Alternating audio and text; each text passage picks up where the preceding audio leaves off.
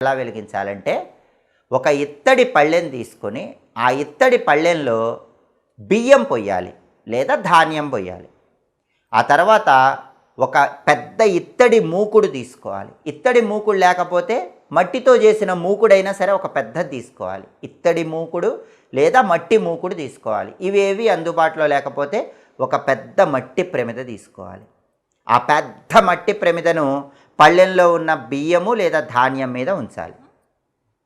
ఆ పెద్ద మట్టి ప్రమిదలో నువ్వుల నూనె పోయాలి. ఆ తర్వాత ఒక లావైన ఒత్తి వేసి దీపాన్ని వెలిగించాలి. దీన్నే అఖండ దీపము అనే పేరుతో పిలుస్తారు.